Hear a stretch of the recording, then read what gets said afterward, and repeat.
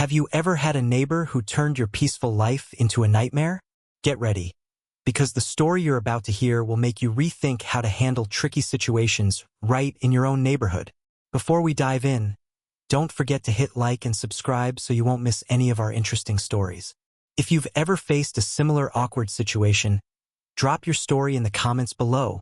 We'd love to hear your thoughts. Hello, everyone. I'm Beatatrice B.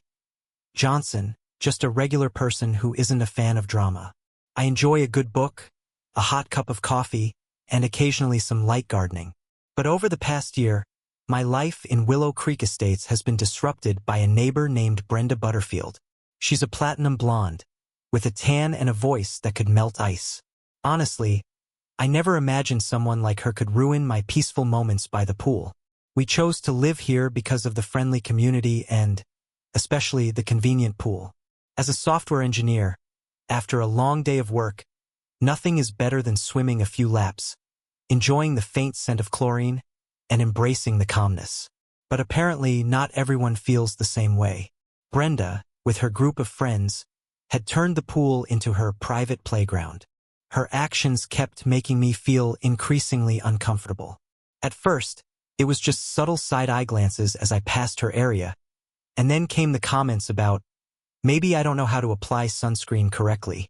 She always seemed to think my SPF 50 wasn't good enough and that it was no match for whatever magical concoction she used. But that was just the beginning.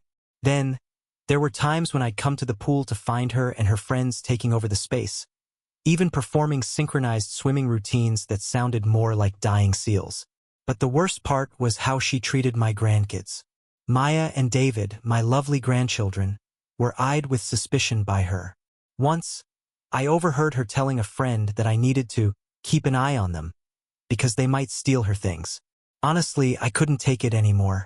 On a beautiful afternoon, I decided to relax by the pool, but there she was, lounging on a giant swan float, happily bragging about her trip to the Bahamas. I stood there for a while, feeling that familiar frustration rising within me. I needed to do something, but it had to be something spectacular, something that would make her realize the disrespect she had been showing me and everyone else. That's when my plans started to form in my mind. I remembered something from my college days when a theater major friend had used a special foam to create snow effects on stage. This foam was non-toxic, biodegradable, and most importantly, it expanded rapidly when it came in contact with water. I knew this would be the perfect way to surprise Brenda. The next day, I waited for the perfect moment.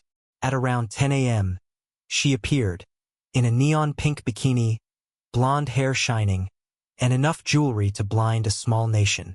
She walked to the pool and settled into her flamingo float. At that moment, I also walked outside, wearing a wide-brimmed gardening hat and sunglasses. In my hands was a secret weapon, a bucket of that special foam I had prepared earlier. I approached the pool, dropping the bucket near her flamingo. "Good morning, Brenda. Beautiful day for a swim." "Huh?" I said sweetly, flashing a fake friendly smile. She replied with a shrug, saying, "Indeed, but I prefer lounging to swimming." I didn't say anything else. Instead, I dumped the entire bucket of foam into the pool. In the blink of an eye, the foam began to expand, and within moments, a foam storm completely engulfed the pool, taking Brenda's flamingo with it. She screamed as though she were facing a natural disaster. The foam covered her from head to toe, making her look like a living snowball. Things quickly turned chaotic as Brenda's friends panicked and ran around trying to protect their precious skin and hair. They rushed to grab their designer bags and escape the advancing foam, but it was too late. Soon, they were all caught in the mess. Brenda, now nearly covered in foam, was shouting and struggling to escape. Me? I stood to the side, trying to keep a serious face, but I couldn't stop myself from secretly laughing. Then, Mr. Abernathy, the head of the Homeowners Association, arrived. He looked at the chaos in disbelief. Brenda quickly pointed at me and shouted, "She did this!" Mr. Abernathy turned to me, his eyes narrowing.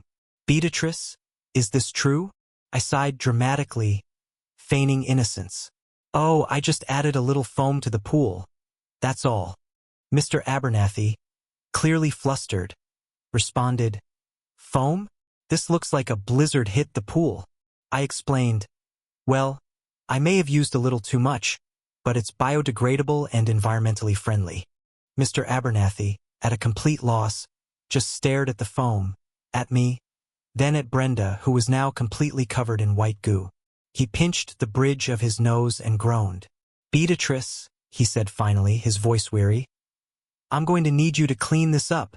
Though cleaning up the mess wasn't easy, I felt a strange sense of satisfaction. Brenda avoided me from that day on and never dared to bother me again. The other neighbors also started looking at me differently, as though I had taught them a lesson in respect. A few weeks later, when I returned to the pool with my grandkids, Brenda didn't give me trouble. Instead, she gave me a hesitant nod and even smiled at Maya and David. This whole experience made me realize something. Sometimes, all you need is a little foam and a lot of courage to make people understand the importance of fairness and respect. And if Brenda thinks she can ever dominate me again, well, I still have a bucket of foam left. Thanks for watching this video. Don't forget to like and subscribe to the channel for more interesting stories. Share this video if you think it'll bring a smile to someone's face. And if you have any fun stories of your own, leave a comment below. See you next time.